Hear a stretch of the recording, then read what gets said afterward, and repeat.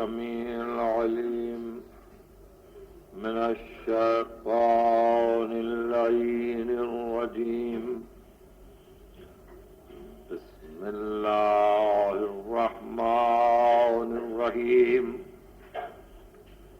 الحمد لله الذي هدانا لهذا وما كنا لنهتدي لولا أن هدانا الله.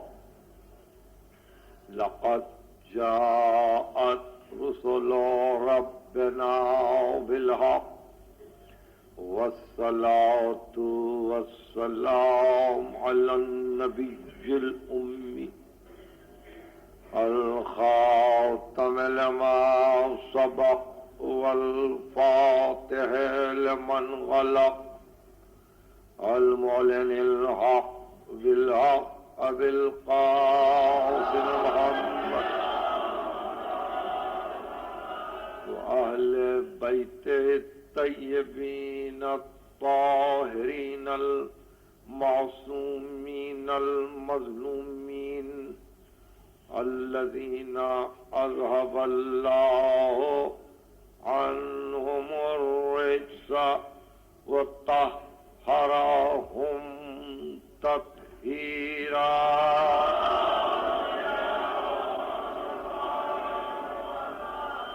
أما بعد فقد قال الله سبحانه وتعالى في محكم كتابه الحكيم: لقد كتبنا في الزبور من بعد الذكر أن الأرض يرثها عبادي الصالحون. صلوات.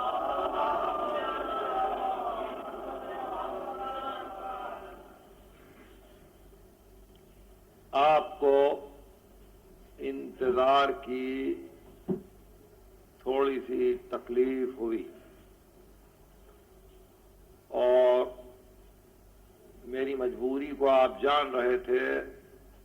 میں مسلسل تقریریں کر رہا ہوں رضویہ کالونی کے امام بارگاہ میں. وہاں کی تقریر کے بعد یہاں حاضری لازم تھی. میں آپ کے سامنے حاضر ہوں. چونکہ یہ ایک اہم شب ہے اور بہت ہی قابل قدر اس کی گھڑیاں ہیں، اس لیے اگر کچھ وقت اس طرح سے یہاں صرف ہو تو وہ عبادت سے خالی نہیں ہے. اور خصوصیت سے جبکہ آپ کو کل کے لیے فرصت کا علم ہے.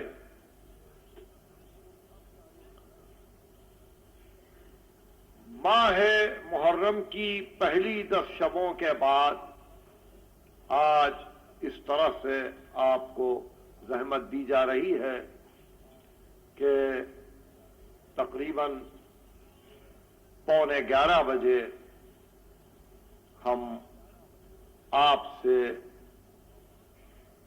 مخاطب ہیں.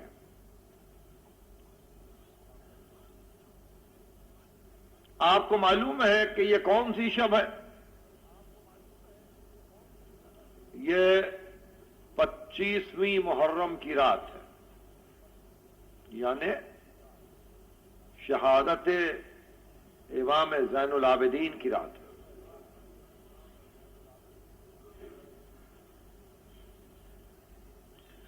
ہم سال بھر حسین کو روتے ہیں. آج عابد بیمار کا ذکر کریں گے. بیمار امام کا، مظلوم امام کا ذکر کریں. اس ذکر کی ایک عجیب خصوصیت یہ ہے کہ یہاں سے مجلس کے بعد ایک جلوس بھی جائے گا. میں نے ہمیشہ کہا ہے کہ جب کبھی جلوس نکلتا ہے اس کے معنی یہ ہے کہ کبھی تاریخ میں کہیں ظلم ہوا ہے. ہمیشہ جلوس ظلم کے خلاف احتجاج ہے. ظلم کے خلاف احتجاج ہے. یہ جلوس نکلے گا. عابد بیمار کے علم ساتھ ہوں گے. کیوں کہوں کہ عابد بیمار کے علم ساتھ ہوں گے؟ یہ کیوں نہ کہوں کہ خود عباس کا علم بھی ہوگا. اور اس طرف سے آپ یہیں قریب میں کھارادر کے بڑے امام باڑے تک جائیں گے اور اپنا ایک ضروری فریضہ ادا کریں گے. ایک ہی دن شاید سال میں ایسا ملتا ہے کہ اس امام کے متعلق کچھ واقعات کا آپ کو علم ہو. تو پہلی قابل توجہ بات یہ یاد رکھیے کہ کربلا کے بعد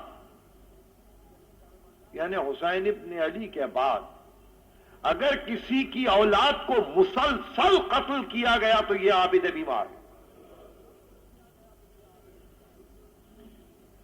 بنی امیہ نے قتل کیا، بنی عباس نے قتل کیا، شاہیوں نے قتل کیا، ڈھونڈ کے قتل کیا.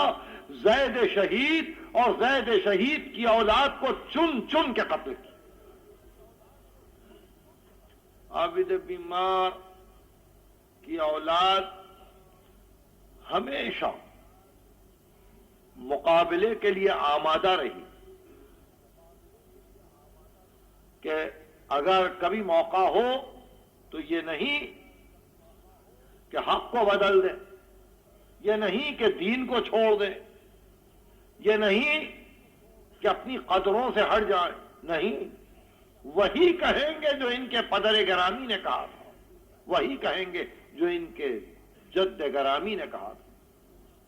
مگر معاملہ اگر تیغ و گلو کا آ جائے، اگر معاملہ خنجر و گردن کا آ جائے تو وہاں عابد بیمار کی اولاد کبھی پیچھے نہیں ہٹی. تو قربانی تو ہے، دیں گے. پوری تاریخ گواہ ہے کہ آپ کے صاحبزادوں میں، آپ کی اولاد میں، آپ کی نسل میں جتنے شہید گزرے کسی امام کی نسل میں اتنے شہید نہیں ہیں. کربلا کا سلسلہ، کربلا کی یاد عابد بیمار سے باقی رہی.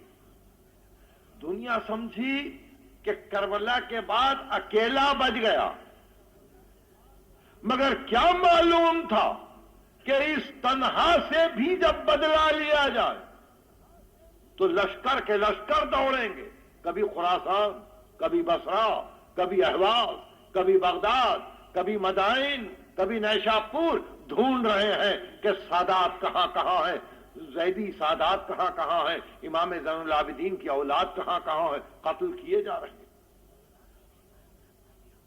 یہاں تک کہ وہ دور بھی آیا کہ عابد بیمار کی اولاد اپنا تعارف نہیں کرواتی تھی کہ ہم کس کی اولاد ہیں. ایک وقت وہ بھی آیا کہ کہیں شادی کی، کہیں اولاد ہوئی تو بچوں کو یہ نہیں معلوم تھا کہ ہمارا باپ سید سجاد کا پوتا ہے. بچوں کو یہ علم نہیں ہوتا تھا. حضرت عیسیٰ ابن زید کے حالات سے دنیا کو واقفیت ہے. زندگاری سقائی کرتے کرتے کوفے میں ایک اونٹ لے لیا، پانی سے مشکیں بھر لی، مشکوں کو اونٹ پر لادا، ایک ایک کے گھر میں پانی پہنچا رہے ہیں. جو کچھ مل رہا ہے اس سے بچوں کو پال رہے ہیں. جب لڑکی بڑی ہوئی تو محلے والوں نے کہا کتنا اچھا چہرہ ہے, کتنی اچھی صورت ہے, ہم تو اپنے بیٹے کے لیے مانگیں گے. تو بی بی نے کہا وہ تو سقا ہے, اس کی بیٹی کو لے کے کیا کریں گے؟ کہا نہیں معلوم تم کو, کردار ہے, جو کچھ ہے کردار ہے, اس سے بڑھ کے کوئی شریف آدمی نہیں ہے. بی بی نے جا کے ان کے گھر میں کہا ان کی بی بی سے کہ تمہاری بیٹی سے ہم اپنے لڑکے کی شادی کرنا چاہتے ہیں. یہ خوش ہو گئی, بہت خوش ہو گئی. جب آئے گھر میں بزرگ تو کہا کہ لو مبارک ہو, ہماری بیٹی کے لیے پیغام آیا.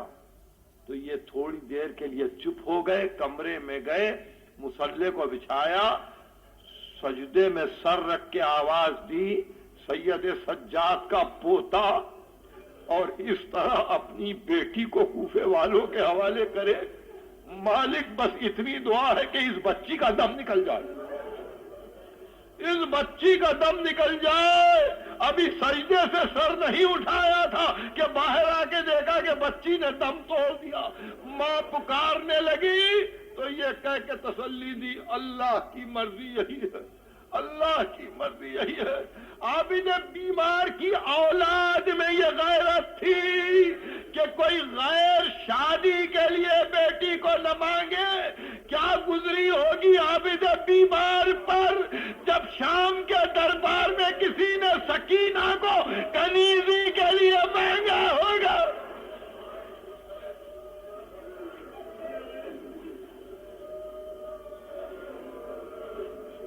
اللہ, بڑا دکھ ہے, بڑا غم ہے. کبھی کبھی کانپ جاتا ہوں اس تصور سے کہ عابد بیمار نے کتنا صبر کیا, میرے مظلوم امام نے کتنا صبر کیا. کانپ جاتا ہوں اس تصور سے. ماں پھوپھی بہنوں کو در بدر دیکھنا, سرے بازار دیکھنا, بے ردا دیکھنا. ایک جملہ یاد رکھیے, میں آگے بڑھ رہا ہوں, واقعات کو بتلاتے ہوئے جاؤں گا. امام ہیں, چوتھے امام ہیں.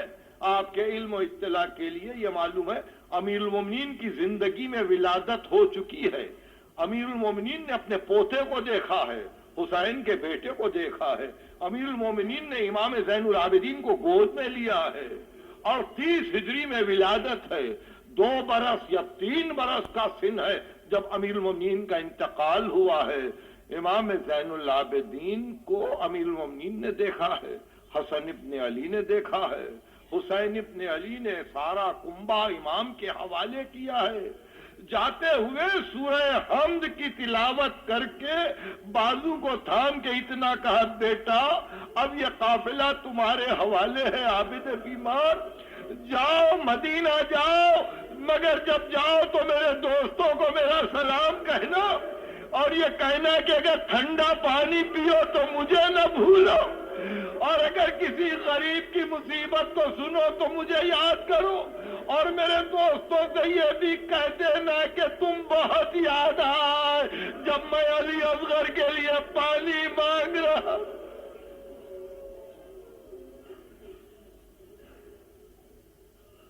عابد بیمار نے اپنے دادا کو دیکھا, اپنے چچا کو دیکھا, اپنے پدر گرامی کی شہادت دیکھی.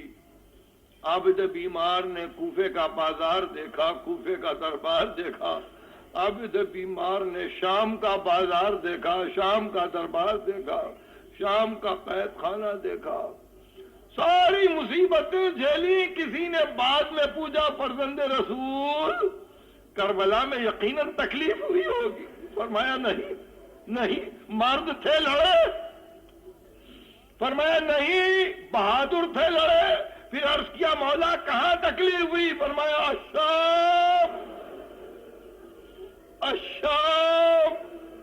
الشام, مجھے شام میں بڑی تکلیف ہوئی.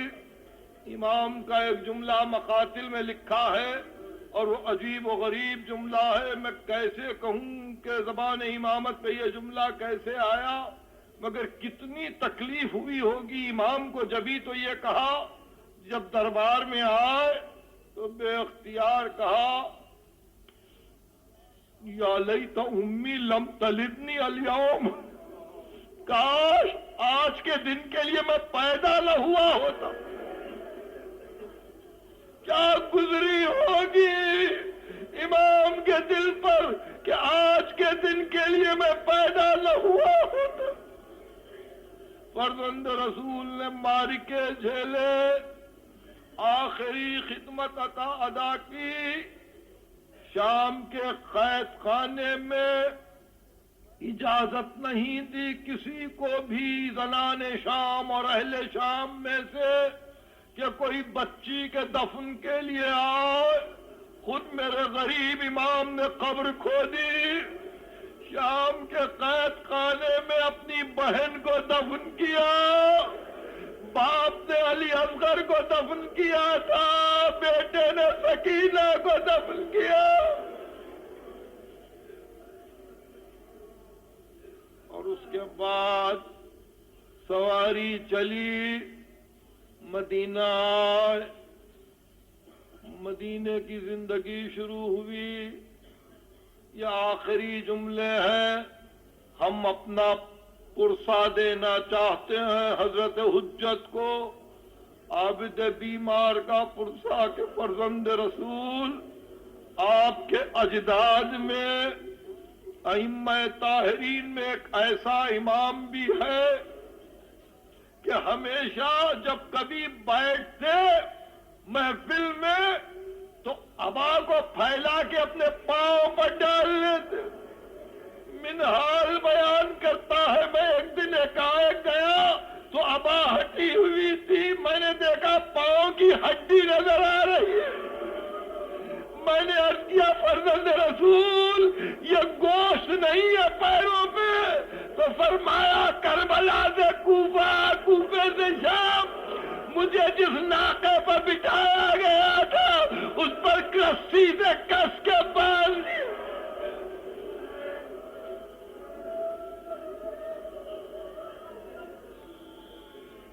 میرے مولا آج آپ کی سواری کا دن ہے، غلام یاد کرنے کے لیے جمع ہے. ایک مرتبہ آج کی رات تھی کہ ایسے بیمار کو بھی زہر دیا گیا اور میرا امام یہ کہتے ہوئے دنیا سے رخصت ہوا، الحمدللہ الذی صدقنا وعدہ وأورثنا الارض. اللہ کا شکر ہے اس نے وعدے کو پورا کیا، ہم کو زمین کا وارث بنایا. نتبوأ من الجنت حیث نشاء فنعم اجر العاملین. یہ کہتے کہتے آنکھیں بند کی. امام باقر کہتے ہیں کہ ایک مرتبہ بے اختیار میں اپنے بابا کے سرانے جب پہنچا تو مجھے ایسا معلوم ہوا